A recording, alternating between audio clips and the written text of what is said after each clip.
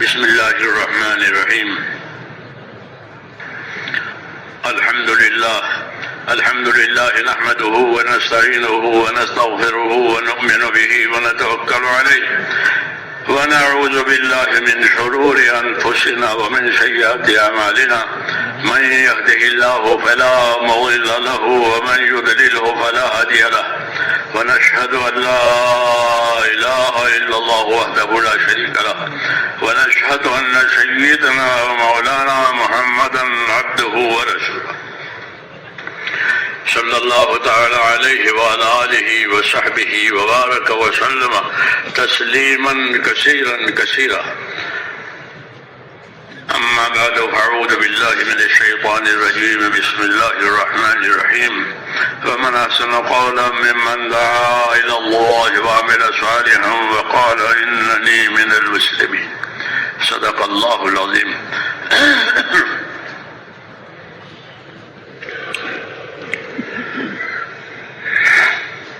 بزرگوں اور پیارے بھائیوں، اللہ نے ہم کو بہت سی نعمتوں سے نوازا ہے، بلکہ بہت سی نعمتوں میں ہمیں ڈانٹ دیا ہے. یہ کہا ہے کہ وَأَسْبَغَ عَلَيْكُمْ نِعَمَهُ،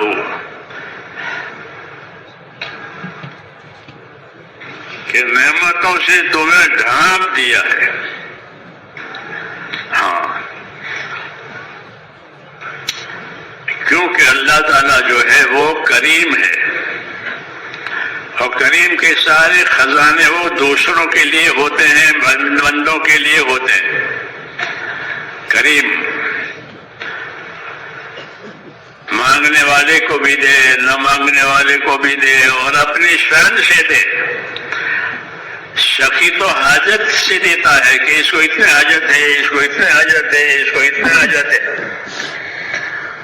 سخی تو حاجت کو سامنے رکھ کر دیتا ہے، اور کریم حاجت کو سامنے رکھ کر نہیں دیتا بلکہ اپنی شان سے دیتا ہے. تو اللہ کی شان تو اعلیٰ اور بالا ہے. لیس کمثلہ شیء، اللہ کے جیسے تو کوئی بھی نہیں ہے. اس لیے اللہ جو دیں گے وہ بہت زیادہ دیں گے. ہاں، اور بہت دیر تک دیں گے، وہ دیتے ہی رہیں گے. کبھی بھی کسی روزی کو اللہ نے نہیں کاٹا کسی کی روزی اس کے گناہوں کی وجہ سے کہ یہ گناہ گار ہے اس کے روزے کاٹو. یہ کبھی نہیں. چاہے جتنا گناہ اس کو روزی دیں گے، تندرستی دیں گے، اولاد دیں گے، سب کو دیں گے. کیوں کہ اللہ کی شان ہے، کریم شان ہے. اس لیے ہمارے نبی نے یہ فرمایا کہ اپنے پروردگار کے ساتھ اچھا گمان رکھو. جابر بن عبداللہ یہ فرماتے تھے کہ حضور صلی اللہ علیہ وسلم نے اپنی وفات سے 3 دن پہلے مجھ سے یہ فرمایا کہ جابر، تمہاری موت اس حالت میں آوے کہ تمہارا گمان اپنے پروردگار کے ساتھ اچھا ہو. کیونکہ اللہ تعالیٰ بندے کے ساتھ اس کے گمان کے مطابق معاملہ کریں گے کہ میرا اللہ بخشنے والا ہے، میرے گناہ بخشے گا. ہاں، اور وہ بخشوانے کے لیے کوشش کرے تو اللہ اس کو بخش دے گا، چاہے جتنا گنہگار ہو، چاہے جتنا کفر نہ کیا ہو، شرک نہ کیا ہو، تو چاہے جتنا بھی گنہگار ہو کہ اس کی بخشش ہو جائے گی. اللہ تعالیٰ بخشیں گے اپنے کرم سے. جی ہاں، یہ اللہ کی شان ہے. کیونکہ مخلوق کو اللہ تعالیٰ نے اس لیے پھیلایا اور بنایا ہے کہ ان پر اپنا کرم ظاہر کرنا ہے. حکومت کرنے کے لیے جنتوں کو انسانوں کو نہیں بھیجا گیا. ہاں، جسے رعیت کی وجہ سے آدمی راجا ہوتا ہے، رعیت نہ ہو تو کیا راجا؟ ایسا نہیں ہے. اللہ تو مالک الملک ہے اور ملک ہے، چاہے کوئی ہو چاہے نہ ہو. اللہ کی ذات پاک ہے حاجت سے. سارے جنات انسان مل کر عبادت کریں تو اللہ برادری ہو جائے گا، اور اگر سارے کے سارے ہڑتال کریں تو اللہ چھوٹا نہیں ہو جائے گا. اس کے ذات بے نیاز ہے، اس کو کسی کے پرواہ نہیں ہے. ہاں، ایک طرف یہ بات ہے، دوسری طرف یہ بات ہے کہ اللہ تعالیٰ بندوں کے ساتھ اپنے گمان کے مطابق معاملہ کریں گے. اس لیے ہمارے نبی نے ہم کو یہ بتایا کہ اپنے اللہ کے ساتھ اچھا گمان رکھو. ہاں، یہ دعوت ہی اچھائی اور حسن کی ہے. اس دعوت میں بہت سا حسن اور بہت سی خوبیاں اور محاسن ہے. جو دعوت و تبلیغ کا کام دیا گیا ہے اس کے اندر محاسن اور خوبیاں بہت ہے اور ہونی بھی چاہیے. ہاں، کیونکہ دعوت کا مطلب یہ ہے کہ اللہ کے بندوں کا تعلق اللہ کے ساتھ ہو جائے. ہاں، کیونکہ بندوں نے غفلت کی وجہ سے اس تعلق کو چھوڑ دیا ہے، اور وہ تعلق عبدیت اور بندگی کا ہے. اللہ سے رشتہ داری نہیں ہے کسی کی، بلکہ سب اللہ کے بندے ہیں. وہ پروردگار ہے، وہ معبود ہے. اس لیے اللہ سے تعلق بندگی کا کرنا ہے کہ ہم اس کے بندے ہیں، وہ ہمارا پروردگار ہے اور ہم اس کے اطاعت کریں گے بندہ بن کر کے. جی ہاں، کیونکہ اطاعت کے لیے ہی پیدا ہوا ہے اور اطاعت کے لیے ہی نبی آتا ہے. نبی آ کر کے اطاعت سکھاتا ہے. ہاں، کہ اللہ کے اطاعت کرو، اللہ کے رسول کے اطاعت کرو، اپنے ذمہ داروں کے اطاعت کرو. اس لیے اس کام کی غرض کہ اپنی زندگیوں کو اللہ کے ساتھ صحیح تعلق کر کے اللہ سے بندہ بن کر کے زندگی گزارنا، کہ اللہ کے بندے بن کر زندگی گزارو. کونوا عباد اللہ اخوانا. مدینہ منورہ والوں سے حضور نے یہ بات فرمائی تھی، کونوا عباد اللہ اخوانا، کہ اللہ کے تو بندے رہو، آپس کے بھائی رہو. اللہ کے بندے رہو، آپس کے بھائی رہو. اللہ کے بندہ بننے سے مراد کہ اللہ کا حق ادا کرنا ہے. کہ اللہ کا کیا حق ہے، اللہ کا کیا حق ہے. تو حضور صلی اللہ علیہ وسلم نے حضرت معاذ سے پوچھا، معاذ تم کو معلوم ہے اللہ کا کیا حق ہے؟ عرض کیا حضرت مجھے تو نہیں معلوم ہے، آپ بتائیں گے. کہ اللہ کا حق یہ ہے کہ اسی کی عبادت کی جائے گی، اس کے ساتھ کسی کو شریک نہیں کیا جائے گا. یہ اللہ تعالیٰ کا حق ہے کہ روئے زمین پر، آسمانوں میں، زمینوں میں اللہ ہی معبود ہے اور کوئی معبود نہیں ہے. وَهُوَ الَّذِي فِي السَّمَاءِ إِلَٰهٌ وَفِي الْأَرْضِ إِلَٰهٌ، کہ آسمانوں میں بھی وہ معبود ہے اور زمینوں میں بھی وہ معبود ہے. ہزاروں فرشتے آسمانوں میں اللہ کی عبادت کرتے ہیں اور کروڑوں بندے زمین پر اللہ کی عبادت کرتے ہیں. اور وہ اکیلا معبود برحق ہے، اس کا حق ہے کہ اس کی عبادت کی جائے. عبادت کرنے سے خدا بڑا نہیں ہو جائے گا اور نہ کرنے سے چھوٹا نہیں ہوگا، لیکن عبادت یہ ہمارے لیے ایک شرف ہے، ایک بزرگی ہے کہ اللہ نے ہم کو اپنی عبادت کی توفیق دی، کہ ہم کو اپنی عبادت پر لگایا. ہاں، اپنی عبادت پر لگایا، اپنی طاعت پر لگایا. یہ اللہ کا احسان ہے. جی ہاں، کیونکہ یہ اللہ ہی کی طرف سے ہوتا ہے، بندے کی طرف سے نہیں ہے. اگر اللہ تعالیٰ ہماری اعانت نہ کرے تو زمین پر اتنے شیاطین ہیں ہم کو برباد کرنے والے جس کی کوئی حد نہیں ہے. لیکن اللہ تعالیٰ ہماری حفاظت بھی فرماتا ہے اور اللہ تعالیٰ ہماری حفاظت فرما کر ہم کو راستے پر بھی لگاتا ہے. ہاں، یہ اللہ کی شان ہے، وہ اس کی کریمی شان ہے. تو غرض یہ کہ اللہ تعالیٰ کا فضل و کرم اور اس کی مدد و مہربانیاں ہم پر بہت ہے. اور اللہ تعالیٰ کا ایک دستور یہ ہے کہ اللہ تعالیٰ کی مدد اتنی ملے گی جتنی ذمہ داری پوری کی جائے گی. یہ دستور ہے، یہ قانون ہے اللہ کا کہ اللہ کی طرف سے مدد لینے ہے تو اللہ کی مدد اتنی ملے گی جتنی ذمہ داری پوری کی جائے گی. المعونۃ علی قدر المعونہ، کہ اللہ کی مدد اتنے آئے گی جتنے ذمہ داری پوری کی جائے گی. اس لیے اپنی ذمہ داریوں کو جاننا، اپنی ذمہ داریوں کو سمجھنا اور اسے پورا کرنا، یہ ہماری زندگی کا اصلی کام ہے کہ ہماری کیا ذمہ داری ہے اور ان ذمہ داریوں کو کیسے پوری کرنی ہے. اسی کے لیے انبیاء کرام آتے تھے اور تبلیغ کرتے تھے اور بات پہنچاتے تھے، کام سمجھاتے تھے. آخر میں جناب رسول اللہ صلی اللہ علیہ وسلم کو اسی لیے بھیجا ہے کہ آپ کو، ہم کو اور آپ کو زندگی کی ذمہ داریاں سمجھاوے اور زندگی کی ذمہ داریوں پر قائم کرے. سب سے پہلی ذمہ داری یہ ہے کہ اللہ پر ایمان لاؤ، اللہ سے اپنا تعلق پیدا کرو. جتنے تعلقات ہیں دنیا کے وہ سب کٹ جائیں گے موت پر. ایک تعلق اللہ کا باقی رہے گا، باقی سب تعلقات کٹیں گے. حاکم کا حکومت سے، تاجر کا تجارت سے، ذمہ دار کا ذمہ داری سے، ماں باپ کا اولاد سے، جتنے تعلقات آپ کے تصور میں آئیں وہ سب کٹنے والے ہیں. ایک تعلق اللہ کا باقی رہنا ہے. پھر ان تعلقات کی دو قسمیں ہو جائے گی.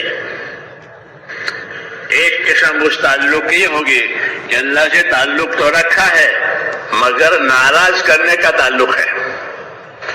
جیسے ماں باپ کے اولاد میں بعض اولاد ہے کہ وہ اولاد ہے، اولاد کا تعلق ہے لیکن وہ ماں باپ کو ناراض کرتے ہیں.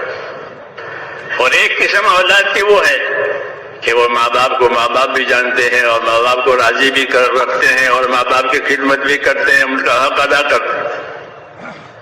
تو ایسے بندوں میں بھی دو قسم ہے. هو الذی خلقکم فمنکم کافر ومنکم مومن.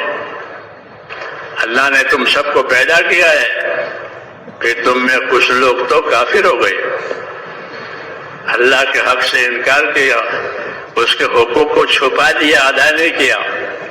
اور کچھ وہ لوگ ہیں جو اللہ کی باتوں پر یقین لا کر کے اپنے آپ کو اللہ کا پابند کیا.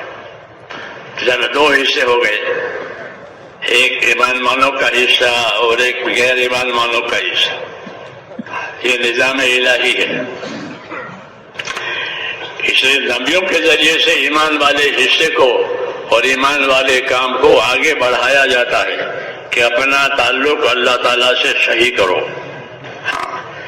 اور صحیح کرنے کے لیے ایک تو ایمان ہے کہ اللہ پر ایمان لاؤ کہ وہی ہے عبادت کے لائق اور کوئی عبادت کے لائق نہیں ہے. اسی کے ہاتھ میں سارے مسائل کا حل ہے، اسی کے ہاتھ میں حیات اور موت ہے. حالات بھی اس کے قبضے میں ہے، اسباب بھی اس کے قبضے میں ہے، اسباب کی تاثیر بھی اس کے قبضے میں ہے، سب اس کے قبضے میں ہے. الا لہ الخلق والامر، الا لہ الخلق والامر. یاد رکھو مخلوق بھی اللہ کی اور فیصلہ بھی اللہ کا، کسی کا کچھ نہیں. ساری مخلوق ہے، زمین آسمان پہاڑ ہم سب، یہ سب مخلوق ہے. یہ مخلوق کس کی ہے؟ کہ اللہ کی. اور فیصلہ کس کا اس مخلوق پر؟ کہ اللہ کا.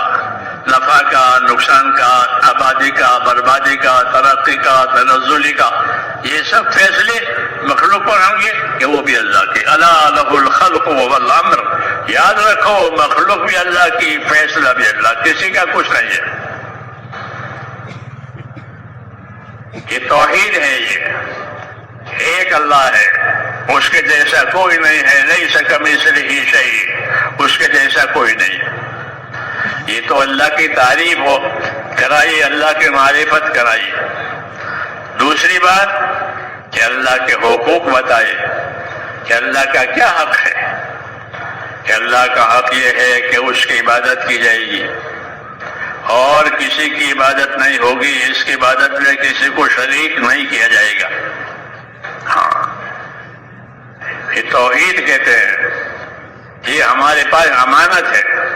ہمارے سینوں میں توحید، ایک اللہ کو ماننا، ایک اللہ کی عبادت کرنا، اس کے ساتھ کسی کو شریک نہیں کرنا، اپنی ساری حاجتوں میں اس کی طرف متوجہ کرنا، اپنی خطاؤں اور قصور ہو جاوے تو معافی کے لیے بھی اس کی طرف متوجہ ہونا، حاجت کے لیے بھی اس کی طرف متوجہ ہونا. یہ تعلیم ہے ہمارے لیے، جو کہ سب کچھ اللہ کا ہے، کسی کا کچھ نہیں ہے. اس لیے اللہ تعالیٰ نے اپنے حقوق کی معرفت کے لیے، اپنے حقوق کی پہچان کے لیے دین اتارا نبیوں کے ذریعے سے. دین اتارا، زندگی گزارنے کا طریقہ بتایا. رسول صلی اللہ علیہ وسلم کو آخری دین اور پورے دین کے ساتھ بھیجا ہے. هو الذی ارسل رسولہ بالہدی ودین الحق، کہ اللہ وہ ذات ہے کہ جس نے اپنے نبی کو صحیح عقائد کے ساتھ اور صحیح اعمال کی تعلیم کے ساتھ اپنے رسول کو بھیجا ہے. رسول کا یہ منصب ہے کہ صحیح عقیدہ بتاوے، صحیح اعمال بتاوے. چنانچہ رسول نے اپنا کام پورا کر دیا اور الحمدللہ وہ کام بھی دنیا میں پہنچ گیا اور قبول کرنے والوں نے قبول بھی کر لیا. تو رسول کا کام پورا ہو گیا کہ اللہ کی بات اللہ کے بندوں تک چلی جاوے.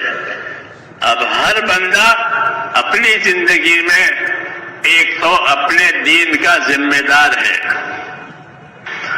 وَلْتَنْظُرْ نَفْسٌ مَّا قَدَّمَتْ لِغَدٍ، یوں کہا کہ وَلْتَنْظُرْ نَفْسٌ مَّا قَدَّمَتْ لِغَدٍ.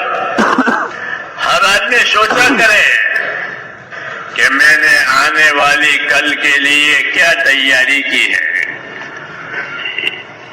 یہ اصلی تبلیغ، باقی سب طریقہ کار ہے کہ آنے والی کل کے لیے کیا تیاری کی ہے. کیوں کہ ہم کو اللہ تعالیٰ نے آخرت کے لیے پیدا کیا ہے. رسول اللہ صلی اللہ علیہ وسلم یہ فرماتے ہیں بندوں سے، اللہ کے بندوں سے، کہ ان الدنیا خلقت لکم وانکم خلقتم للآخرہ، کہ یاد رکھو اللہ نے دنیا کو تمہارے لیے پیدا کیا ہے. ساری نعمتیں دنیا کی وہ تمہارے لیے ہے. تمام انسانوں کے لیے اللہ نے ساری دنیا کی نعمتیں پیدا کی ہے، وہ یہی فائدہ اٹھائیں گے. تو فرمایا ساری دنیا اپنی نعمتوں کے ساتھ تمہارے لیے پیدا ہوئی ہے. ان الدنیا خلقت لکم، یہ بڑا انعام ہے. دنیا میں کیا نہیں ہے، سب کچھ ہے، لیکن فرمایا کہ یہ تمہارے لیے پیدا کیا ہے. انسانوں کے لیے دنیا کو پیدا کیا، دنیا کی نعمتوں کو پیدا کیا، اور دنیا کی نعمتوں کو انسانوں کی خدمت کے لیے، راحت کے لیے پابند کیا ہے. پابند بھی کر دیا کہ کوئی بھی چیز آپ کے خلاف نہیں جائے گی. آپ سمندر میں جاؤ گے تو سمندر آپ کو نہیں ڈبائے گا، بلکہ سمندر کو پابند کیا ہے کہ ہمارے بندے آئیں گے تجارت کے لیے بھی، سفر کے لیے بھی، حج کے لیے بھی پانی کے راستے سے، تو سمندر پابند ہے. وَسَخَّرَ لَكُمُ الْبَحْرَ، جو کہا کہ اللہ نے سمندر کو تمہارے لیے پابند کیا ہے. ورنہ سمندر کے معنی سمندر. کبھی آپ نے سمندر کا سفر کیا ہو تو جب سمندر میں جہاز جاتا ہے، پہلے ہم لوگ تبلیغ میں جاتے تھے سمندر کے راستے سے، بمبئی سے. جب اندر چلا گیا پانی پر دنیا نظر نہیں آتی تھی، پانی پانی، سمندر. لیکن اس سمندر کو اللہ نے تمہارے پابند کر دیا، وہ تمہیں نہیں ڈبائے گا. لاکھوں نہیں کروڑوں کی تجارتیں سمندری راستے سے ہوتی ہے، بازاری راستے سے اتنی تجارتیں نہیں ہوتی. جتنے سمندری راستے سے ہوتی ہے تجارت، کیوں سمندر کو پابند کیا ہے کہ وہ ڈبائے گا نہیں، ہاں بلکہ اوپر اوپر جائیں گے. زمین پانی کو پھاڑتی ہوئی کشتیاں چلتی ہیں، وَتَرَى الْفُلْكَ فِيهِ مَوَاخِرُ، اور آپ دیکھو گے جہاز کو کہ وہ پانی کو پھاڑتا ہوا جاتا ہے. اللہ کہہ رہے ہیں. ہاں تو یہ مثال ہے میرے دوستو کہ اللہ تعالیٰ نے زمین کی بلکہ آسمان کی تمام نعمتوں کو ہمارے لیے نشاور کر دیا. یہ سب نعمتیں آپ کے لیے ہیں. تو کتنا بڑا احسان ہو گیا. اسی کو حضور صلی اللہ علیہ وسلم فرمایا کہ ان الدنیا خلقت لکم، کہ دنیا تمہارے لیے پیدا ہوئی ہے، اس کو تمہارے لیے پابند کیا ہے. ہاں ہاتھی کو پابند کیا، گھوڑے کو پابند کیا، سب چیزوں کو پابند کیا تاکہ آپ کا کام ہو جاوے. اس کو تسخیر کہتے ہیں. تسخیر، سب چیزوں کو پابند کر دیا. تو سب چیزوں کو پابند کیا، یہ تو ہم پر احسان کیا اللہ تعالیٰ نے، اور بہت بڑا احسان ہے یہ. ان سب چیزوں کو پابند کرنے کی کیا مطلب ہے کہ ان سب چیزوں سے فائدہ اٹھاؤ. تو شیخ سعدی رحمۃ اللہ علیہ فرماتے ہیں کہ ان سب چیزوں کو اس لیے پابند کیا ہے کہ تم روٹی کما کر کھاتے رہو. ابرو بادو مہو خورشید فلک ترکارن تاتو نانے بکفاری و بغفلت میں خورن، تاتو نانے بکفاری و بغفلت میں خوری. فرمایا کہ سب چیزیں تیری پابند ہے، اس لیے نہیں کہ تو روٹی کما کے کھا کے پیٹ بھر لے. ہاں ان سب چیزوں کو پابند کرنے کی وجہ دوسری ہے کہ ان سب چیزوں کو اس لیے پابند کیا ہے تاکہ تیرا رخ خدا کی طرف ہو جائے. تجھے کسی چیز کا حاجت مند نہیں، سب تیرے لیے اور تو خدا کے لیے. یہ دعوت ہے کہ سب تیرے لیے اور تو خدا کے لیے. یوں ہے ساری نعمتیں تمہارے لیے اور تم کو خدا نے اپنے کام کے لیے پیدا کیا ہے. ہاں اس لیے آدمی کو اپنا یہ سبق یاد رکھنا چاہیے کہ مجھ کو اللہ نے اپنے لیے پیدا کیا ہے. ہم کو خدا نے اپنی عبادت کے لیے پیدا کیا ہے. اب جتنا ہمارا رخ عبادت پر صحیح ہوگا اتنا ہمارا اور خدا کا معاملہ صحیح رہے گا. اگر ہم نے اپنے عبادت والے رخ کو بگاڑا ہے تو معاملہ بگڑ جائے گا. جب رسول صلی اللہ علیہ وسلم کی ہجرت ہوئی مدینے کی طرف اور آپ کا مدینہ پہنچنا ہوا، مدینے والے استقبال کے لیے آئے، تو وہاں حضور صلی اللہ علیہ وسلم نے مدینے پہنچ کر پہلا بیان دیا تھا. پہلا بیان. ویسے تو آپ کے مدینہ منورہ میں سب کچھ ہوا، مدینہ تو مرکز ہو گیا وحی کے نازل ہونے کا اور سنتوں کے پھیلنے کا، لیکن وہاں پہلا بیان ہوا تھا مدینے میں. تو اس پہلے بیان کا مضمون تھا تو پہلے بیان میں آپ صلی اللہ علیہ وسلم نے لوگوں سے یہ فرمایا تھا کہ من اصلح ما بینہ وبین اللہ اصلح اللہ ما بینہ وبین خلقہ، کہ جو لوگ اپنا اور خدا کا معاملہ صحیح کر لیں گے تو اللہ ان کا اور ساری مخلوق والا معاملہ صحیح کر دے گا. اوپر سے معاملہ صحیح ہوا تو نیچے کے سارے معاملات صحیح ہو جائیں گے. یہ دعوت دی مدینے جا کر رسول صلی اللہ علیہ وسلم نے، اور خدا کی خدائی سمجھائی کہ خدائی کا یہ اثر ہے کہ اگر بندوں نے اپنا تعلق اللہ تعالیٰ سے صحیح کر لیا تو پھر نیچے کے سارے تعلقات صحیح ہو جائیں گے.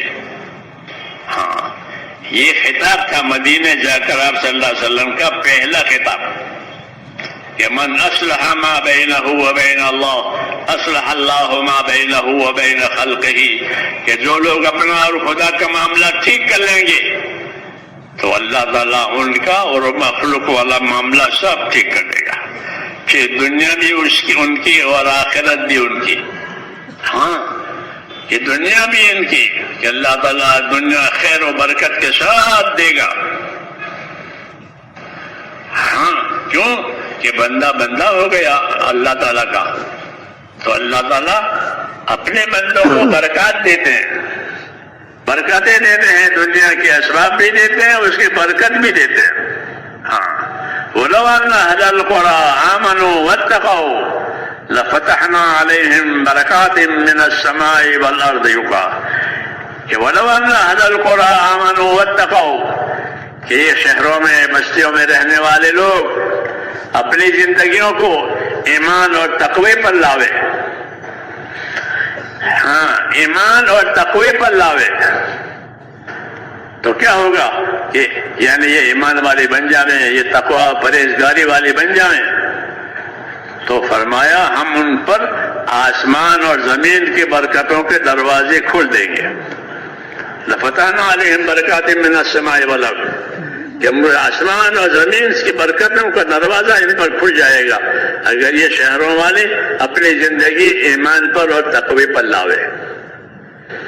ایمان اللہ کے ساتھ، یقین اللہ کے ساتھ، اور ایمان اور یقین کا تقاضا ہوتا ہے اطاعت کرنا، کہ ہم اللہ پر ایمان لائے ہیں، کیا مطلب ہے کہ اللہ کی اطاعت اور اللہ کی تابعداری کریں گے، ہاں اپنے من مانی نہیں کریں گے، اور کوئی من مانی کرتا ہو تو اس کا ساتھ بھی نہیں دیں گے، اس میں شرکت بھی نہیں کریں گے، ہاں بلکہ اللہ کی اطاعت کریں گے۔ اس لیے انسان کا شرف یہ ہے کہ وہ اللہ کی اطاعت پر زندگی گزارے، ہاں اللہ کی تابعداری کو اپنا شرف اور سمجھے۔ پھر وہ اطاعت کتنی کرنی ہے،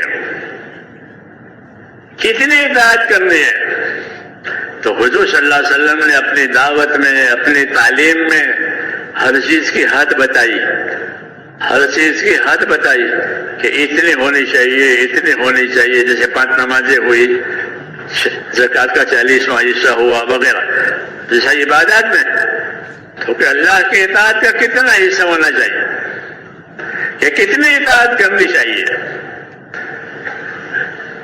تبلیغ میں نکل کر 4 مہینے اطاعت، 7 مہینے اطاعت، کہ نہ بلکہ اطاعت کتنی کرنی چاہیے۔ تو حضور صلی اللہ علیہ وسلم اپنی دعاؤں میں ہم کو اس کی بھی تعلیم دیتے ہیں۔ آپ دائی بھی ہیں، آپ معلم بھی ہیں، اس لیے آپ کو پہچاننا ہے علم و ذکر کی روشنی میں، اللہ کے نبی کو علم و ذکر کی روشنی میں پہچانو، یہ ہم ذمہ دار ہیں۔ ڈاکٹر کو ڈاکٹری میں لوگ پہچانتے ہیں کہ بہت پرانا ہے، بہت تجربہ کار ہے، وکیل کو وکالت میں پہچان دے، کہ اپنے نبی کو علم و ذکر میں پہچانو، کہ علم کے ذریعے سے نبی نے لوگوں کو جہالت سے بچایا ہے، اور ذکر کی وجہ سے ان کو غفلت سے بچایا ہے۔ تو غفلت سے بچا کر کے اور جہالت سے بچا کر کے نبی نے زندگی کی ذمہ داریاں بتائی ہے۔ یہ مطلب ہے علم و ذکر کا۔ تو نبی کو علم و ذکر سے پہچانو۔ تو میں نے کہا کہ حضور صلی اللہ علیہ وسلم نے ہم کو اللہ کی اطاعت کی دعوت دی ہے، کہ اللہ کی اطاعت، تو اطاعت کتنی کرنی ہے، تو آپ نے اپنی دعا میں وہ بھی ہم کو سکھایا۔ اس لیے حضور صلی اللہ علیہ وسلم کی دعاؤں میں دعا بھی ہے، دعوت بھی ہے، تعلیم بھی ہے، لیکن کم قسمتی سے ہم لوگ عربی جانتے نہیں اور عربی سیکھتے نہیں۔ دنیا بھر کی زبانیں سیکھیں گے روٹی کے لیے، یہ نہیں سیکھیں گے، جو سیکھیں گے وہ بہت تھوڑے ہیں۔ اس لیے نبی کی زبان عربی ہے، قرآن کی زبان عربی ہے، ہماری تعلیم و تعلم کی راہ عربی ہے۔ اس لیے ہم کو علم و ذکر سے جو ہے آشنا کرایا ہے، جوڑا ہے علم و ذکر سے۔ تو میں نے کہا نبی صلی اللہ علیہ وسلم نے علم و ذکر کے راستے سے ہم کو بتایا کہ اللہ کی اطاعت کتنی کرنی چاہیے، 4 مہینے کرنی چاہیے، 7 مہینے کرنی چاہیے کہ نہیں۔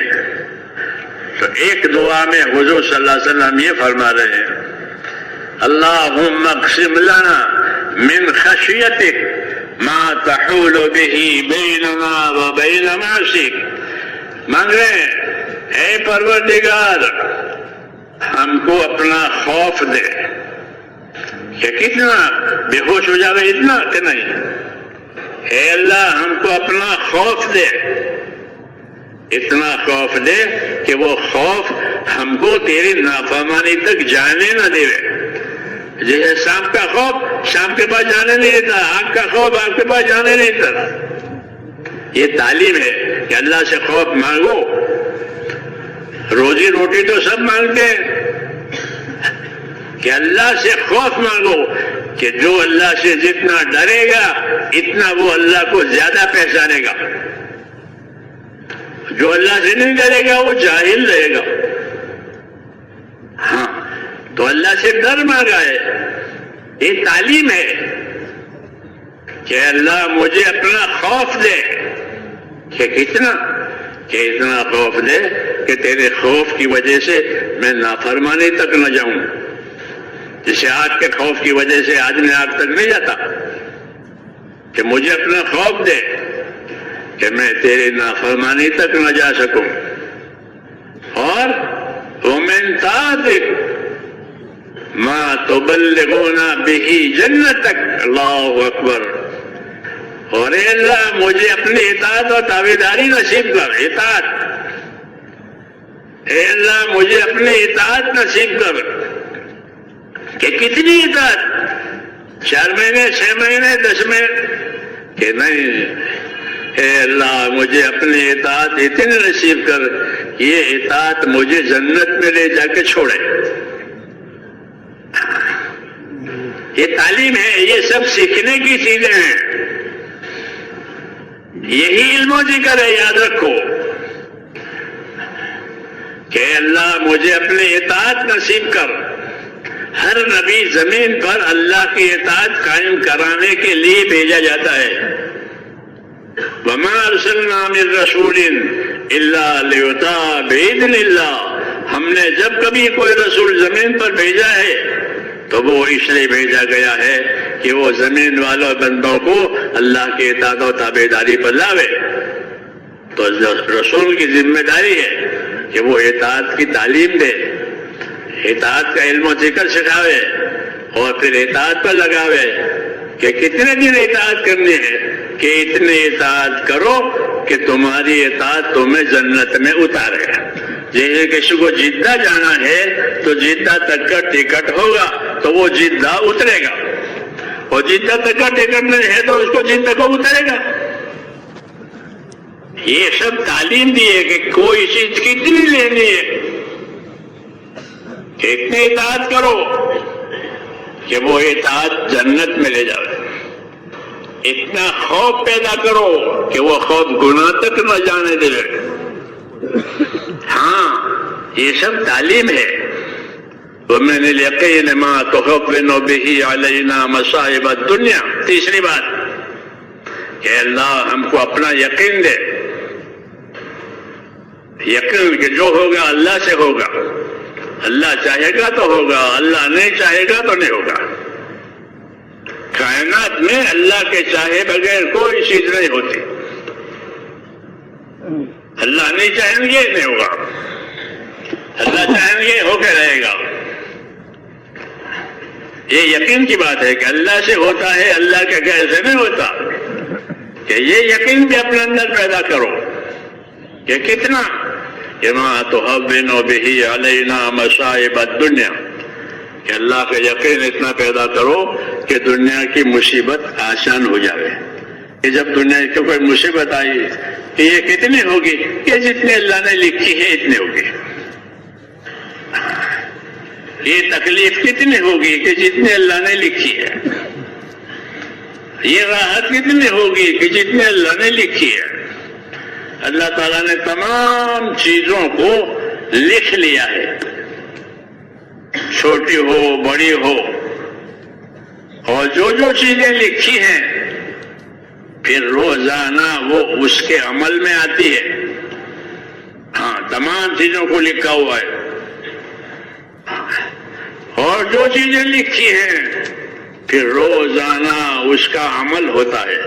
کل یوم ہوا فی شأن، کہ اللہ تعالیٰ ہر روز اپنے کام میں ہوتا ہے.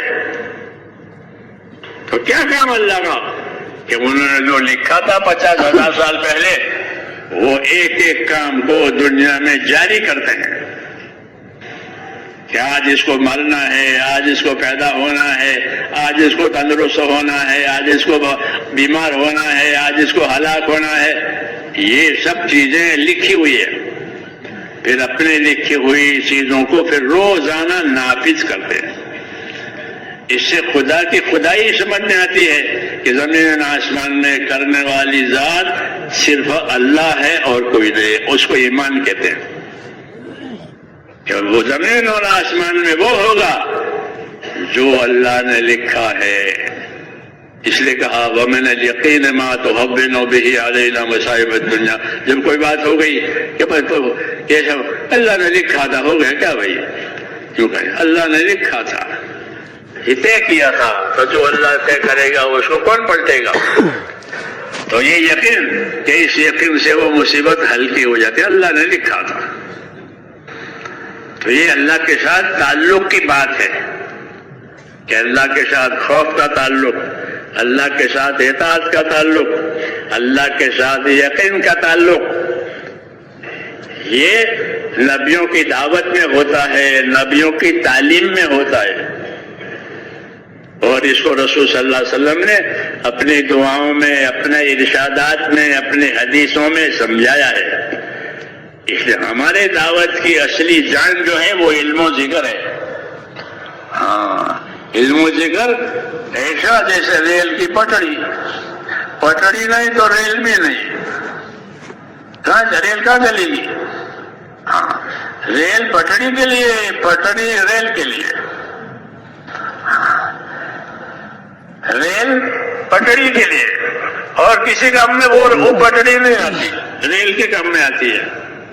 کہ ریل پٹڑی کے لیے اور پٹڑی ریل کے لیے. ایسے مسلمان کی دینداری علم و ذکر کے ساتھ، اور علم و ذکر مسلمان کی دینداری کے ساتھ.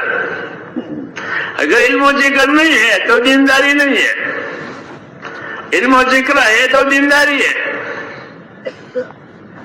حضور صلی اللہ علیہ وسلم نے امت کو حرکت دی ہے، جیسے پانی کو حرکت دی، چکی کو حرکت دی. اللہ نے پانی کو حرکت دی ہے.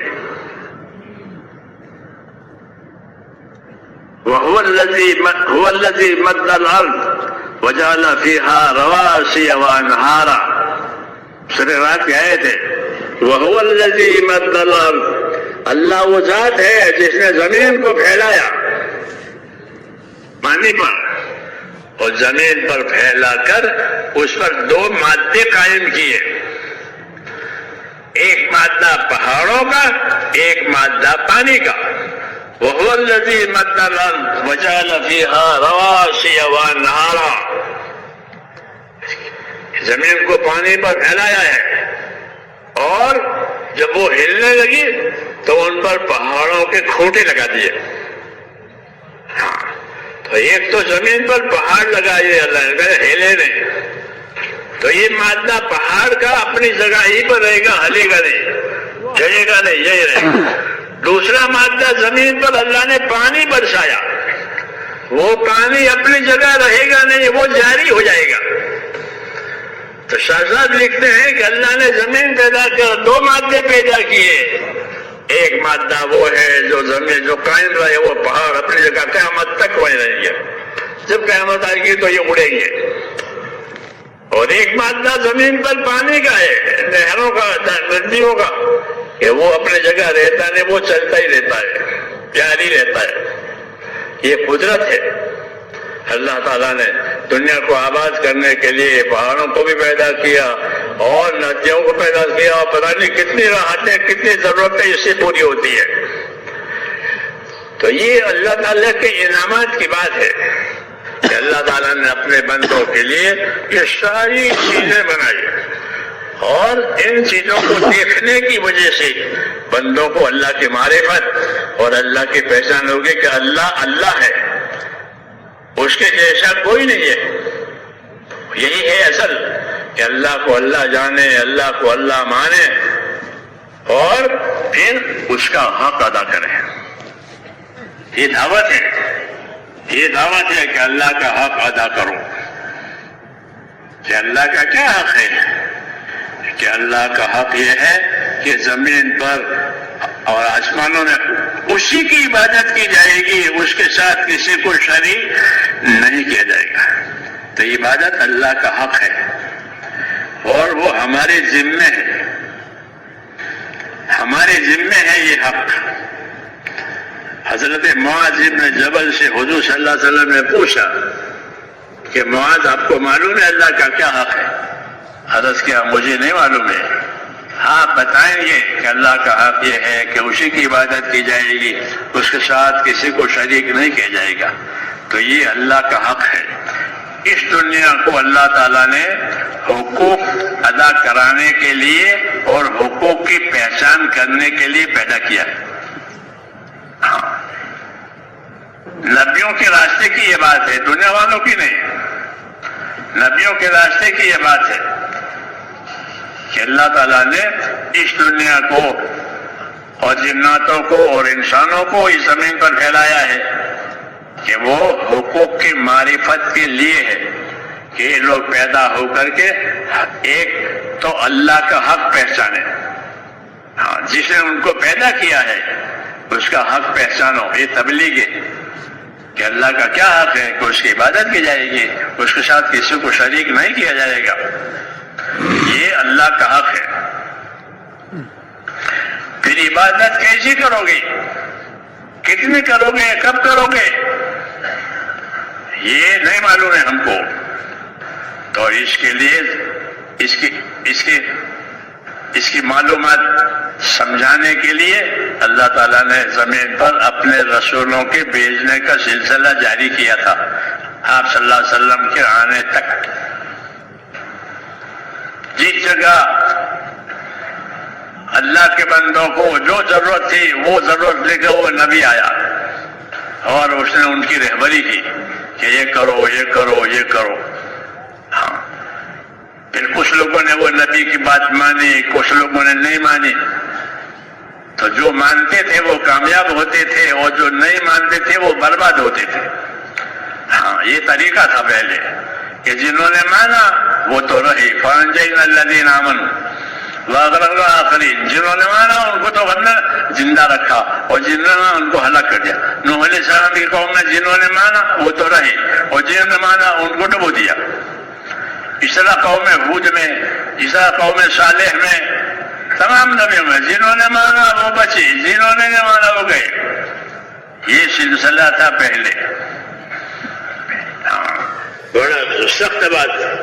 آخر میں جناب رسول اللہ صلی اللہ علیہ وسلم کو بھیجا گیا اور آپ کو رحمت بنا کر کے بھیجا گیا کہ آپ کے آنے کے بعد اب ایسا نہیں ہوگا کہ جو نہ مانے وہ ہلاک ہو جائیں اور جو مانے وہ کامیاب ہو جائیں، بلکہ نہ ماننے والوں کو موقع دیا جائے گا کہ یہ اپنی زندگی کو صحیح کرے، اپنی زندگی کو صحیح کرے، اور ماننے والوں کو تلقین کی جائے گی کہ نہ ماننے والوں کو دعوت دو، نہ ماننے والوں کو سمجھاؤ۔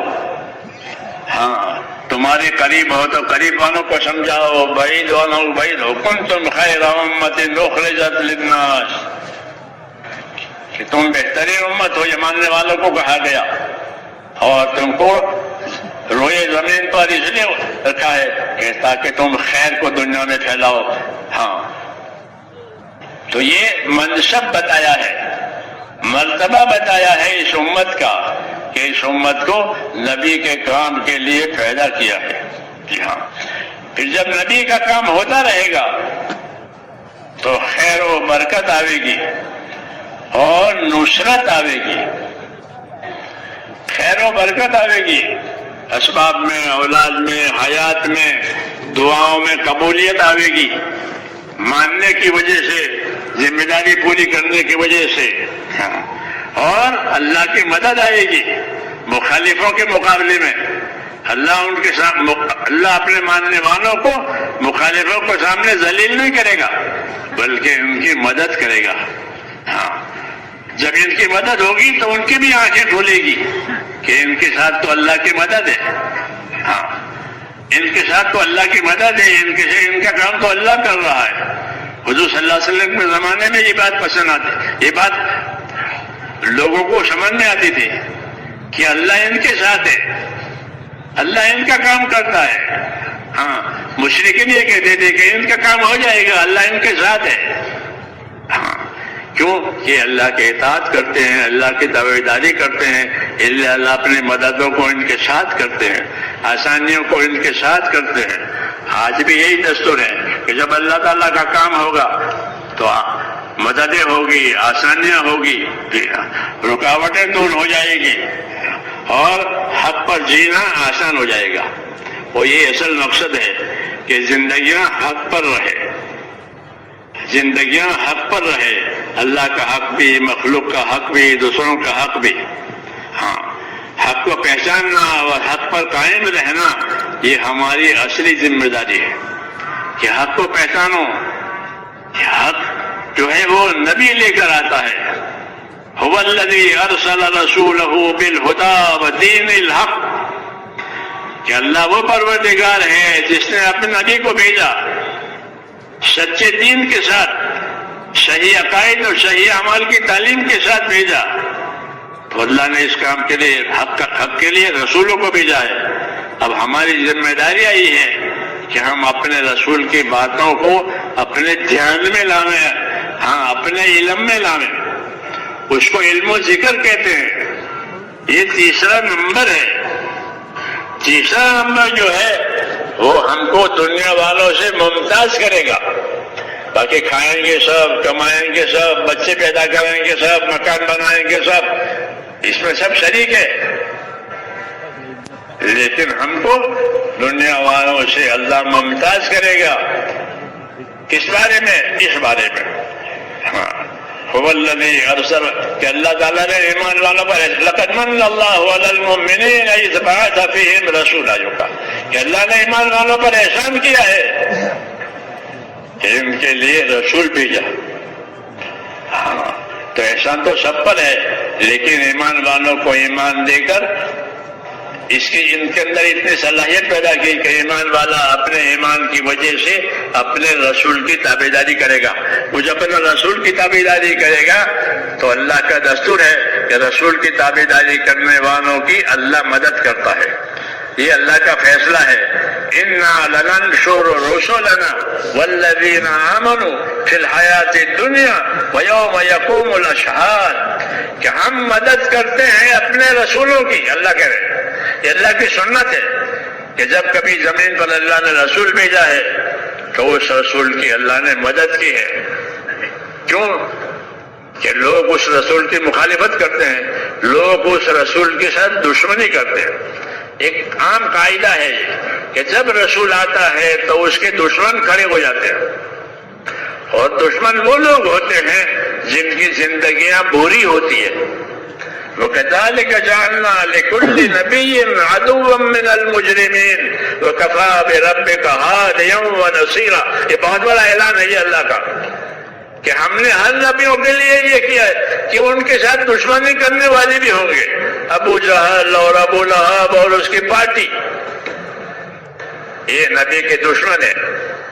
اس طرح جب نبی کوئی جب کسی زمانے میں آیا تو ان کے دشمن بھی کھڑے ہو گئے وہ دشمنی کرنے کے لیے۔ تو كَذَلِكَ جَعَلْنَا لِكُلِّ نَبِيٍّ عَدُوًّا مِّنَ الْمُجْرِمِينَ، مجرم اور بدماش قسم کے لوگ کھڑے ہو جاتے ہیں نبیوں کی دشمنی کے لیے۔ تو اللہ کہتے ہیں کوئی پرواہ نہیں، وَكَفَىٰ بِرَبِّكَ هَادِيًا وَنَصِيرًا، کہا اپنے نبی کو سنایا اللہ نے کہ ہر نبی کے ساتھ مجرموں نے بدماشوں نے دشمنیاں کی ہیں، وہ ہوگی آئندہ بھی، کہ کوئی بات نہیں۔ کیوں کہ کفا بربک ہادیا ونصیرا، اے نبی آپ کا پروردگار کافی ہے ہدایت دینے کے لیے بھی اور مدد دینے کے لیے بھی. تو نبی کو کیا چاہیے کہ نبی کو ہدایت چاہیے اور نبی کو مدد چاہیے. تو اللہ کہتے ہیں کفا بربک ہادیا ونصیرا کہ اللہ تعالیٰ مدد کرنے کے لیے بھی کافی ہے اور ہدایت کے لیے بھی کافی ہے چاہے کوئی دشمنی کرے. یہ اللہ تعالیٰ نے بہت بڑا اعلان کیا ہے کہ کوئی بھی دشمنی کرے, کوئی حکومت, کوئی طاقت, کہ کوئی بات نہیں, اللہ کافی ہے. ہاں, تاکہ جو ایمان والے اللہ تعالیٰ کام کرتے ہیں ان کی نظر اللہ پر رہے کہ ہمارے لیے تو مدد کرنے والا اللہ ہے. ہاں, ہمارے لیے مدد کرنے والا اللہ ہے, ہماری مدد اللہ کی طرف سے ہوگی. کیوں کہ ہم اللہ کا کام کرتے ہیں تو ہماری مدد کے لیے اللہ کافی ہے. اور دوسرا ہم ہدایت کے لیے کام کرتے ہیں تو ہدایت دینے کے لیے بھی اللہ کافی ہے. تو اللہ تعالیٰ نے یہ ضابطے بنائے ہیں کہ جب لوگ کام کریں گے تو اللہ مدد کے لیے بھی کافی ہو جائے گا اور ہدایت کے لیے بھی کافی ہو جائے گا. اور جنہوں نے ان کے خلاف کیا ہے کہ وہ نامراد ہو جائیں گے, ان کو اللہ نامراد کریں گے. یہ ضابطہ ہے اللہ تعالیٰ کا اور بشارت ہے اہل ایمان کے لیے. اس لیے میرے دوستوں ان باتوں کو سنایا گیا ہے تاکہ ہم میں کا ہر آدمی اپنی زندگی کی ذمہ داری کو سمجھے کہ میری زندگی کی کیا ذمہ داری ہے. جس طرح اپنی حاجتوں کو سمجھتے ہیں, اپنی راحتوں کو سمجھتے ہیں, ایسے اپنی زندگی کی ذمہ داری کو سمجھے کہ میری زندگی کی کیا ذمہ داری ہے. کیا روزی روٹی؟ کہ روزی روٹی یہ ذمہ داری نہیں ہے. ہاں, ایک تو اس وجہ سے کہ اللہ نے روزی کا ذمہ لیا ہے کہ روزی ہم دیں گے, روزی کے اسباب وہ پیدا کریں گے. تو روزی ذمہ داری نہیں ہے, یہ تو ضرورت ہے. اور ضرورت وہ پیدا کرے گا جو پیدا کرتا ہے, تو وہ ضرورتیں پوری کرے گا. ہاں, ہم کو تو ذمہ داری دی ہے میرے دوستوں اس کام کی جس کام کو لے کر کے اللہ تعالیٰ نے اپنے رسولوں کو بھیجا ہے کہ یہ اپنی زندگی میں لاؤ. اس لیے ہر آدمی پر ایک ذمہ داری ہے. یہ کیا ذمہ داری ہے کہ ہر آدمی پر یہ ذمہ داری ہے کہ وہ اپنے آپ کو دوزخ سے بچاوے. ہاں, یہ ذمہ داری ہے کہ ہر آدمی اپنے آپ کو دوزخ سے بچاوے. یہ ہدایت ہے قرآن پاک میں. ہاں, کہ اپنے آپ کو دوزخ سے بچاؤ. یا ایھا الذین آمنوا قوا انفسکم, یہ پہلا. یا ایھا الذین آمنوا قوا انفسکم واہلیکم نارا, اے ایمان والو اپنے آپ کو پہلے نمبر میں, پھر اپنے اہل و عیال کو دوسرے نمبر میں دوزخ کی آگ سے بچاؤ. یہ حق ہے, یہ دعوت ہے, یہ ارشاد ہے کہ ہر آدمی اپنے آپ کو دوزخ کی آگ سے بچاوے. اگر وہ اپنے آپ کو دوزخ کی آگ سے نہیں بچاتا تو دوسرا نہیں بچائے گا. یہ ذمہ داری ہے کہ اپنے آپ کو دوزخ کی آگ سے بچاؤ. اپنے اہل و عیال کو ذرا بھوک پیاس سے بچاتے ہو ان کو بھی دوزخ سے بچاؤ. تو سوال پیدا ہوتا ہے کہ ہم دوزخ سے کیسے بچانا ہے؟ دوزخ کو دیکھا ہی نہیں ہے.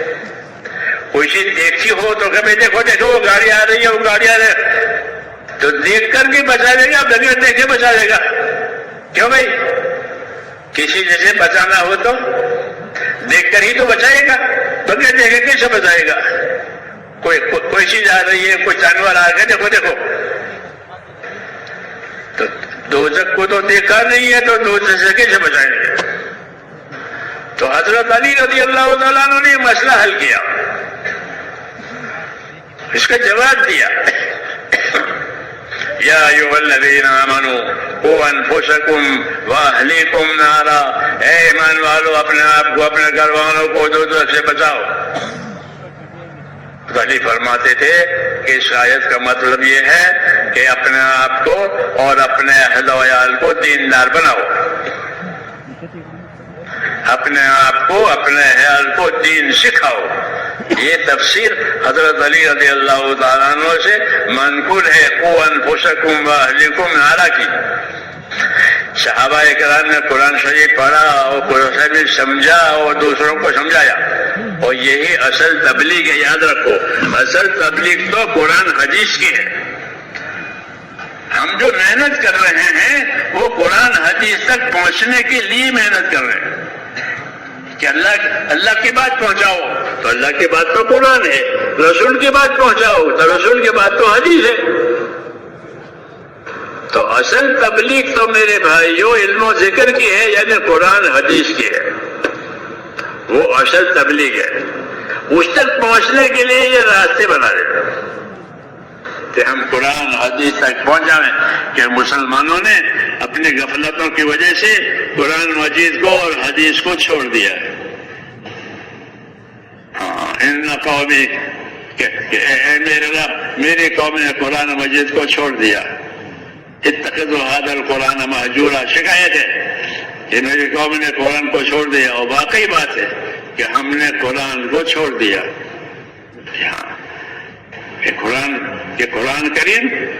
قرآن کریم کے ہم وارث ہیں. قرآن کریم کو اللہ کے نبی نے ہم پر چھوڑا ہے. جیسے دین کو ہم پر چھوڑا ہے، ایسے قرآن کریم کو بھی ہم پر چھوڑا ہے. ہم اس قرآن کے وارث ہیں. کہ اس قرآن کو اپنے دلوں میں بھی اتاریں گے اور اس قرآن کی باتوں کو دنیا میں بھی لے جائیں گے. کیوں کہ ہم اس کے وارث ہیں. ثم اورثنا الکتاب الذین اصطفینا من عبادنا، اللہ کہتے ہیں پھر ہم نے آخری زمانے میں اپنے بندوں میں سے لوگوں کو اس قرآن کا وارث بنایا ہے. تو جن کو وارث بنایا ہے وہ کون ہے؟ کہ وہ حضرت محمد صلی اللہ علیہ وسلم کی امت ہے. تو ہم قرآن کے وارث ہیں کہ اللہ نے رسول کو قرآن اور رسول پر قرآن اتارا، آپ نے قرآن سمجھایا، سکھایا، اس کی تبلیغ کی، پھر قرآن کو امت پر چھوڑا. تو ہماری تبلیغ جو ہے وہ تو اصل قرآن حدیث ہے. اس تک پہنچنے کے لیے یہ سب طریقہ یہ کار ہے. ابھی وہاں پہنچے نہیں ہیں. وسنہ تبلیغ تو قرآن حدیث کی ہے. بلغوا عنی، تو نبی کہتا ہے بلغوا عنی، میری بات پہنچاؤ چاہے ایک بات ہو. اور اللہ کہتے ہیں کہ بلغ ما انزل الیک، اے نبی جو آپ پر نازل ہوا ہے وہ آپ پہنچاؤ. تو نبی قرآن پہنچاوے اور نبی کی امت حدیثیں پہنچاوے، یہ اصل تبلیغ ہے. علم و حدیث کا یہی مطلب ہے. علم و حدیث، علم و ذکر کا یہی مطلب ہے کہ ہم دنیا میں پھریں گے علم و ذکر کے ساتھ. کہ علم و ذکر ہماری وجہ سے پھیلے گا. کہ اللہ نے جو علم اتارا ہے کامیابی کے لیے اور جو ذکر اتارا ہے اطاعت کا، وہ یہ دونوں ہمارے چکر لگانے سے دنیا میں پھیلے گا. جس طرح چکی کا پاٹ چلتا ہے تو آٹا چاروں طرف گرتا ہے. نبی نے امت کو حرکت دی ہے،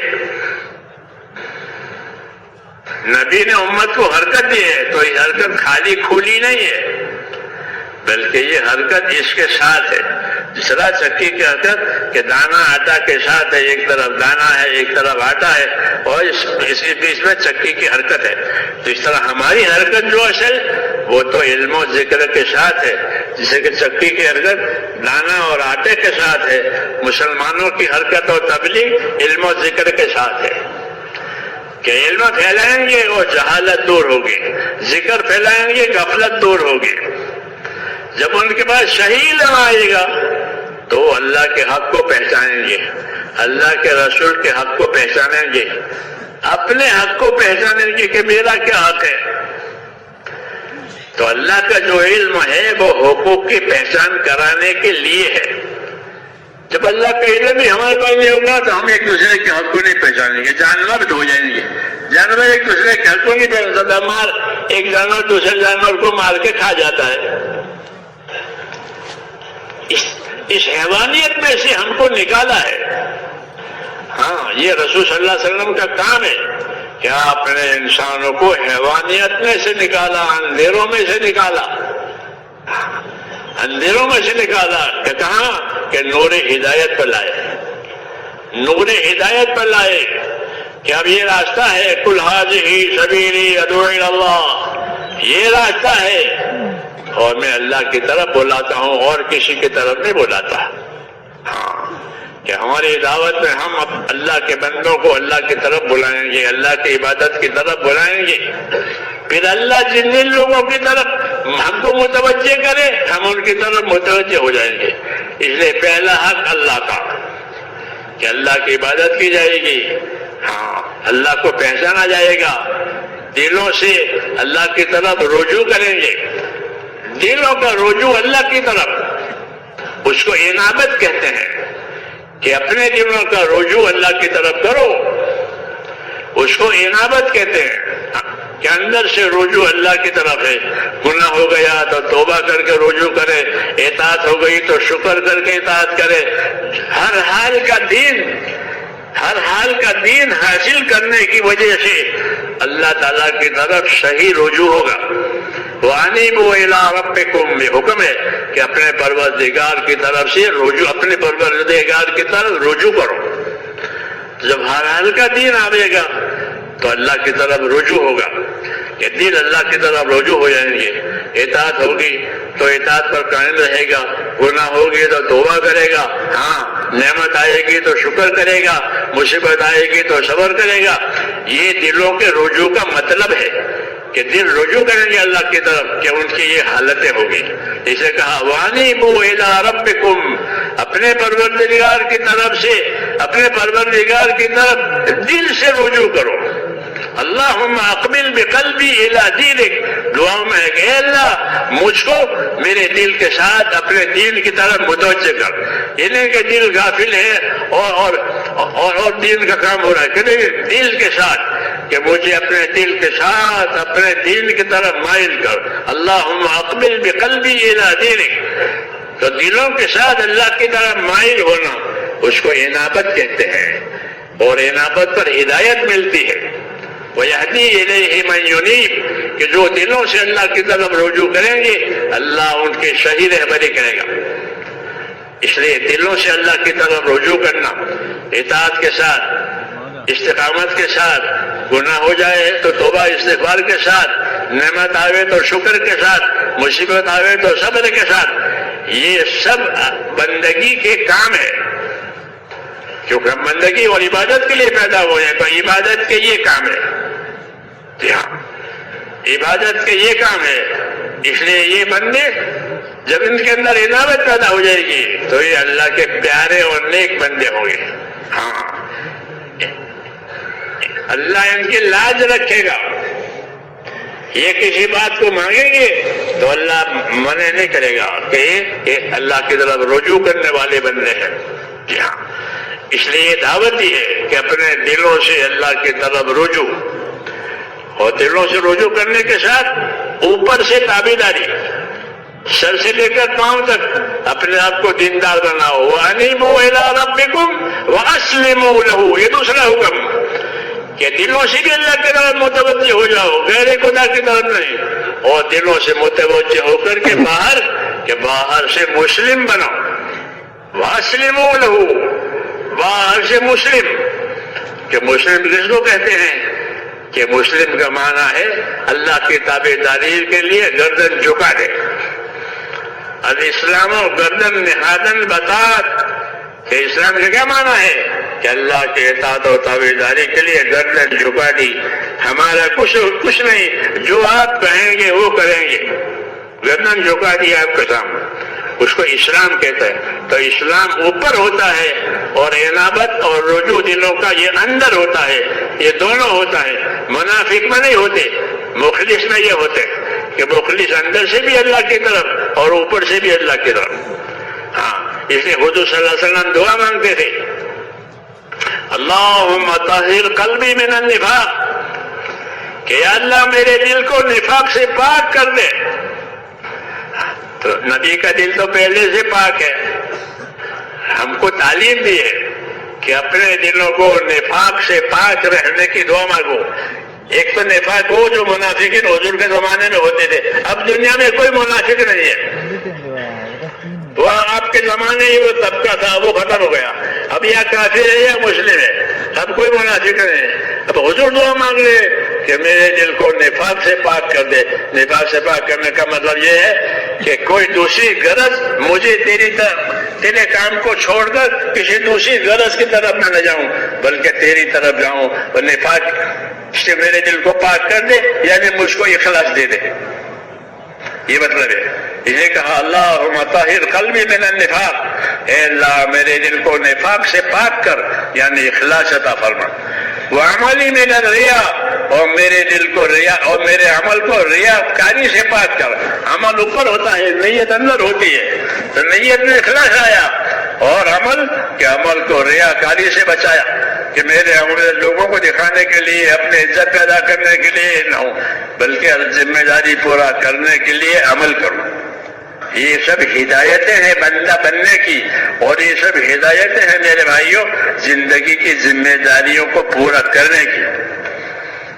اللہم طہر قلبی من النفاق وعملی من الریا، میرے دل کو نفاق سے پاک کر۔ اب کوئی منافق نہیں ہے، یعنی مطلب یہ کہ آپ دلوں میں اخلاص پیدا کر دے اور عمل میں سے ریاکاری نکال دے، اور میری زبان کو جھوٹ سے بچا لے، وَلِسَانِي مِنَ الْكِذْبِ، میری زبان کو جھوٹ سے بچا لے، اور میری آنکھوں کو خیانت سے بچا لے کہ میری آنکھیں کوئی غلط نظر نہ کرے، تو دل بھی صحیح ہو جاوے، عمل بھی صحیح ہو جاوے، آنکھ بھی صحیح ہو جاوے۔ یہ اس کو صلاح اور فلاح کہتے ہیں، یہ صلاح فلاح کی دعائیں ہیں۔ تو حضور صلی اللہ علیہ وسلم نے میرے بھائیوں صلاح فلاح کی دعوت بھی دی ہے، صلاح فلاح کی تعلیم بھی دی ہے، اور صلاح فلاح مانگنے کی دعائیں بھی بتائی ہیں۔ یہ ہماری دعوت ہے، یہ ہماری محنت اور تبلیغ ہے، اس لیے یہ بہت بڑا کام ہے میرے بھائیوں، اور بڑی عظیم الشان یہ نعمت ہے جو ہم کو ملی ہے، رسول صلی اللہ علیہ وسلم کا کام کہ یہ کام ہم کو دیا گیا ہے کہ یہ کام ہوگا تو وہ برکتیں نازل ہوگی جو رسول کی موجودگی میں برکتیں ہوتی ہے۔ ہاں، رسول موجود ہوتا ہے کسی قوم میں تو عذاب نہیں آتا، قوم نافرمانی کرتی ہے، لیکن رسول موجود ہے، دعوت دے رہا ہے، محنت کر رہا ہے، تو اللہ اس قوم کو سزا نہیں دیتے، کیوں کہ ان میں رسول ابھی ہے۔ جب کسی قوم کو عذاب دینے کا ارادہ ہوتا ہے تو اللہ اپنے رسول کو وہاں سے اٹھا لیتے ہیں۔ نوح علیہ السلام کو پہلے کشتی میں روانہ کر دیا، پھر قوم پر عذاب آیا، یہی طریقہ ہے۔ لیکن رسول جب تک موجود ہے تو کہ رسول جب تک موجود ہے تو عذاب نہیں آئے گا۔ ہاں، یہ رسول کی برکت ہے، یہ رسول کی وجہ سے عذاب نہیں آئے گا۔ اچھا، اور رسول نہ ہو تو کہ رسول نہ ہو تو رسول کی تابعداری کے ساتھ استغفار کرے، رسول کی تابعداری کے ساتھ استغفار کرے، تو رسول کی تابعداری کے ساتھ استغفار ہوگا تو بھی عذاب نہیں آئے گا۔ ہاں، رسول کی موجودگی میں تو عذاب آئے گا ہی نہیں۔ وما كان الله ليعذبهم وانت فيهم، اللہ ایسا نہیں ہے کہ آپ موجود ہو اور ان کو عذاب دیں، لیکن نبی موجود نہ ہو تو پھر نبی کا بدل کہ نبی کی تابعداری کرتے ہوئے استغفار کرے، معافی مانگے تابعداری کر کے، تو بھی عذاب رک جائے گا۔ یہ اللہ تعالیٰ کے انعامات ہیں، اور کام کرنے کے لیے ہمارے راہیں کھولی ہے تاکہ ہم اپنی زندگی کی ذمہ داریوں کو پورا کریں۔ ہماری زندگی کی ذمہ داریوں میں سے ایک یہ ہے کہ اپنے ایمان کو کامل بناویں، اپنے ایمان کو قوی بناویں، ایمان کی دعوت دے کر، ایمان کی محنت کر کے، ایمان اعمال کر کے اپنے ایمان کو قوی بناویں، طاقتور بناویں۔ اپنے ایمان کو اگر طاقتور نہیں بنایا تو وہ ایمان حرام سے نہیں روکے گا، وہ کمزور ایمان ہے، ایمان کی کمزوری کی وجہ سے یہ حرام میں پھنسے گا۔ اسے حکم ہے کہ ایمان کی محنت کر کے اپنے ایمان کو قوی بناؤ، اپنا تعلق اللہ سے مضبوط کرو، خوف کا، امید کا، اطاعت کا، تاکہ حرام سے بچ جائے۔ سب سے بڑی ذمہ داری اپنے آپ کو ایماندار بنانے کی ہے تاکہ ایک تو حرام سے بچے، کہ حرام سے بچ کر زندگی گزارنے والا وہ اللہ کا سب سے بڑا عبادت گزار ہے۔ اتق المحارم تکن عابد الناس، کہ تو حرام سے اپنے آپ کو بچا، پھر تو خدا کا سب سے بڑا عبادت گزار ہے۔ کہ زندگی میں کوئی حرام نہیں ہے، نہ کھانے میں، نہ پینے میں، نہ پہننے میں، نہ اڑنے میں، نہ کمانے میں، کہ اپنے آپ کو حرام سے بچانا، یہ سب سے بڑی عبادت گزاری ہے، اور حرام سے وہ بچے گا جس کے ایمان میں طاقت ہوگی. اس لیے محنت بھی ہے ایمان کی دعوت کی، ایمان کی محنت کی، تاکہ ایمان میں طاقت آوے. جب ایمان میں طاقت آئے گی حرام چیزیں نکل جائے گی. جب تک ایمان میں طاقت نہ آئی تھی حرام چیزیں نہیں نکلی تھی. لوگ پیتے بھی تھے اور نماز میں آتے تھے، لوگ پیتے تھے اور نماز میں آتے تھے. تو ان کو یہ نہیں کہا گا ابھی مت پیو، بلکہ ان کا ادھر نماز کا وقت قریب ہو تو مت پیا کرو، نماز میں تمہیں نشہ آئے گا. بلکہ یہ کہ مت پیو، کیوں کہ ابھی ان کے اندر حرام سے بچنے کی طاقت نہیں ہے. ابھی یہ محنت کریں گے اور ان میں طاقت آ گئی تو یہ حرام کو خود چھوڑیں گے. تو حرام کو چھوڑنا ہے اور حکموں پر اپنے آپ کو آنا ہے، اس کے لیے محنت بھی ہے. جب یہ محنت کے دو اثرات پڑیں گے، جب یہ محنت صحیح ہوگی تو زندگی کا حرام نکل جائے گا، کھانے کا، پینے کا، کمانے کا، اور زندگی تقویٰ طہارت والی ہوگی، پرہیزگاری والی ہوگی. حضرت عمر فرماتے تھے کہ ہم کو تقویٰ ملا ہے، ہاں ہم کو تقویٰ پرہیزگاری ملی ہے. تو یہ حضرات حرام سے بہت دور رہتے تھے، اپنے آپ کو بچاتے تھے. ہاں کہ حرام سے تو اپنے آپ کو بچا، پھر تو خدا کا سب سے بڑا عبادت گزار ہے. تو حرام سے بھی بچانا ہے، اور جن جن کاموں کے کرنے کا حکم ملا ہے ان کو ادا بھی کرنا ہے اور ان کی تبلیغ بھی کرنی ہے. ہاں تاکہ اللہ کا دین دنیا میں زندہ رہے. مسلمانوں کے ذمے دو کام ہے. ایک کام یہ ہے کہ وہ اپنی ذات سے اپنے آپ کو دین کا پابند کرے، اپنے آپ کو اپنی ذات سے دین کا پابند کرے، سنتوں کا پابند کرے، فرضوں کا پابند کرے. ہاں حرام سے بچنے میں اپنے آپ کو پابند کرے. یہ ہر آدمی کی ذاتی زندگی کی ذمہ داری ہے کہ اپنی ذاتی زندگیوں کو سنتوں پر لاؤ، اپنی ذاتی زندگیوں کو سنتوں پر لاؤ، سنتوں کو سیکھو. صبح سے شام تک کیا کیا سنت ہے. اوپر چڑھے تو اللہ اکبر، نیچے اترے تو سبحان. یہ سنت کتنے آسان ہے. تو اپنی زندگی کو سنتوں پر لاؤ. یہ دعوت ہے، خالی پھرنا نہیں ہے. پھرنا اس کی استعداد پیدا کرنے کے لیے ہے. پھرنا طریقہ کار کہلاتا ہے.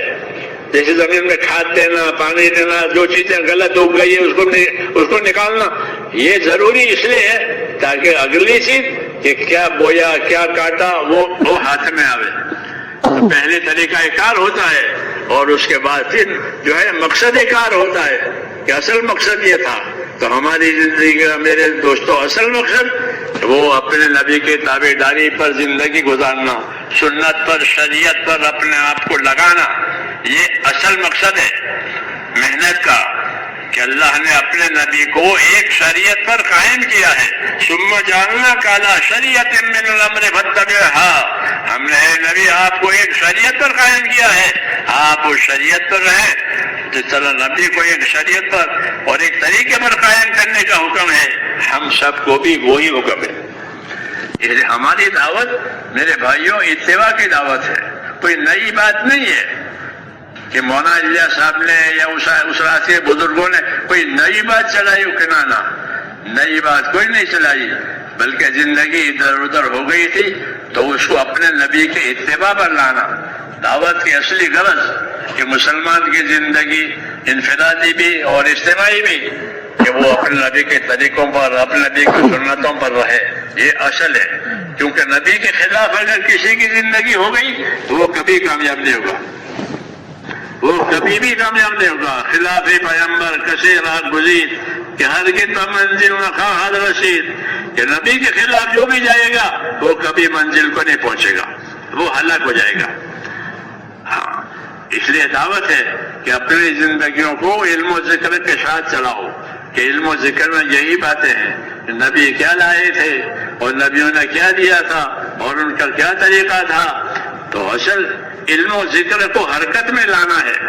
جب علم و ذکر حرکت میں آئے گا تو جہالت دور ہو جائے گی علم کی وجہ سے، اور ذکر پھیلے گا تو غفلت دور ہو جائے گی. کہ مسلمان کی زندگی علم و ذکر والی، یعنی غفلت والی نہیں، جہالت والی نہیں۔ حضور نے غفلتوں کو، وہ جہالتوں کو مٹایا ہے۔ ہاں، کیونکہ آپ سے پہلے لوگ غفلتوں میں تھے۔ لِتُنذِرَ قَوْمًا مَّا أُنذِرَ آبَاؤُهُمْ فَهُمْ غَافِلُونَ۔ اے نبی، ہم نے آپ کو بھیجا ہے اس قوم میں کہ ان کو، ان کے باپوں کو بھی کسی نے نہیں سمجھایا ہے، 600 سال سے ایسے ہی پڑے ہوئے ہیں۔ اب آپ نے ہم نے آپ کو ان کے درمیان بھی بھیجا ہے کہ آپ ان کو ان غفلتوں میں سے نکالیں گے۔ تو نبی نے اپنی دعوت کے ذریعے سے لوگوں کو غفلتوں میں سے نکال کر ذکر دیا اور اپنے طریقوں کا علم دیا۔ وہی ہماری دعوت ہے کہ ایک ایک مسلمان کی زندگی انفرادی، اجتماعی، وہ علم و ذکر پر آوے، علم و ذکر پر آوے۔ علم و ذکر ہماری زندگی کی پٹڑی ہے۔ پٹڑی کے بغیر ریل کیسے چلے گی؟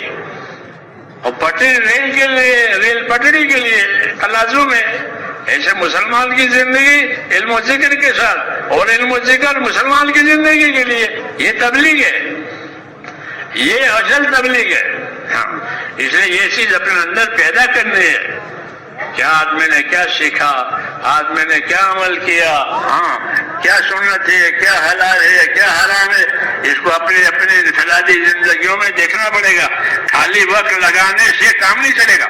وقت تو اسی لیے لگاتے ہیں کہ یہ چیزیں زندگیوں میں آئے۔ ہاں، وقت لگانے کا حساب اسی کے لیے ہے کہ جو کرنے کی چیزیں ہیں اسے ہم پابند ہو جائیں، اور جو نہ کرنے کی چیزیں ہیں وہ ہماری زندگی میں سے نکل جائے۔ تو علم و ذکر زندگیوں میں آئے گا، اور غفلت اور جہالت اس کے مقابل کی چیز ہے، وہ زندگیوں میں سے نکل جائے گی۔ یہ دعوت ہے اور یہ محنت ہے، اسی کا اصل چیز یہی ہے۔ جب یہ آئے گی تو اللہ تعالیٰ کے حقوق بھی ادا ہوں گے اور اللہ کے بندوں کے حقوق بھی ادا ہوں گے علم و ذکر کی روشنی میں، کیونکہ علم و ذکر میں دونوں کے لیے ہے۔ اللہ کا یہ حق ہے، رسول کا یہ حق ہے، اور اللہ کے بندوں کا یہ حق ہے، پڑوسی کا یہ حق ہے۔ ہاں، وہ علم و ذکر میں یہ ساری باتیں ہیں۔ فضائل کی کتابیں آپ پڑھو گے، حضرت شیخ رحمۃ اللہ علیہ نے، اللہ ان کو اجر عظیم عطا فرماوے، بہت بڑی رہبری کی ہے ان نمبروں کے سمجھنے کے لیے ان کتابوں میں۔ لیکن آپ کوئی کتاب نہیں پڑھتے، کتاب پڑھنا تو چھوڑ ہی دیا، ایک دوسری بلا آ گئی ہے اس کو دیکھتے رہتے ہیں۔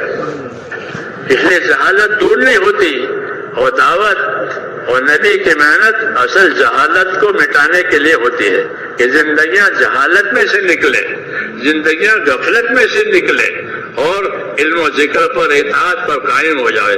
وما ارسلنا من رسول الا لیطاع باذن اللہ، کہ ہم نے رسول کو رسول بنا کر اس لیے تو بھیجا ہے تاکہ لوگوں کی زندگی اللہ کے اطاعت پر آوے، کہ اطاعت اصل ہے، اطاعت اصل ہے، اطاعت ہی سے جنت ملے گی۔ جی ہاں، اطاعت ہی سے جنت ملے گی، اطاعت ہی سے ہدایت ملے گی۔ اس لیے میرے بھائیوں، ہم اس کام کو کریں اور خوب سمجھ کر کریں۔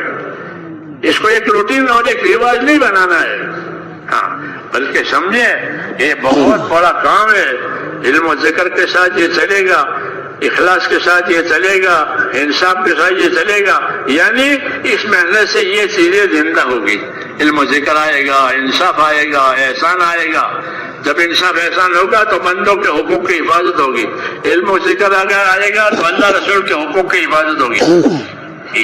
یہ ہے ترتیب اس کی۔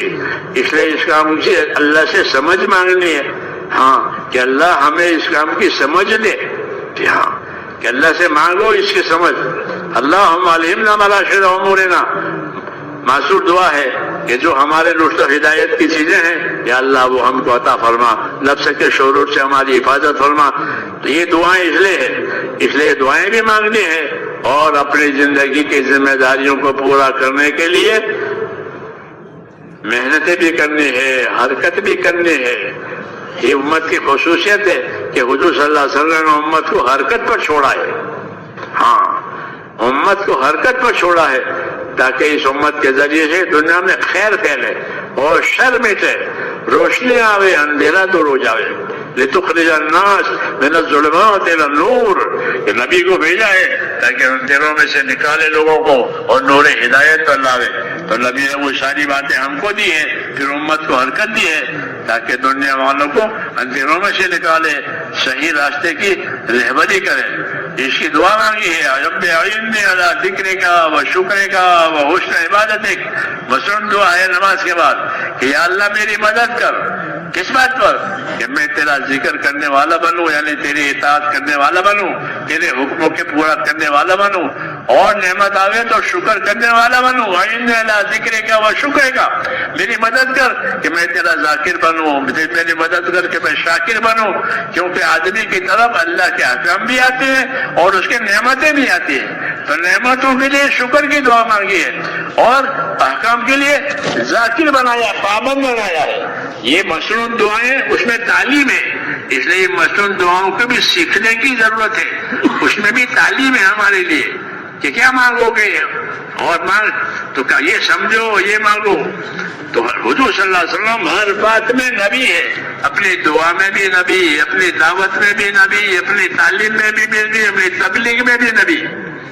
ایسا نبی دیا ہے رحمت. اس لیے اپنے آپ کو اس کام پر صحیح معنی میں ڈالنے کی ضرورت ہے اور اللہ سے مانگنا ہے. تو اس کے لیے تیار ہیں حضرت؟ انشاءاللہ سب نیت کرو. خالی پھرنا نہیں ہے، پھرنا تو ضروری ہے یکسوئی کے لیے، لیکن پیدا کرنے ہے یہ بات ہے. تو تیار ہیں آپ اس کے لیے؟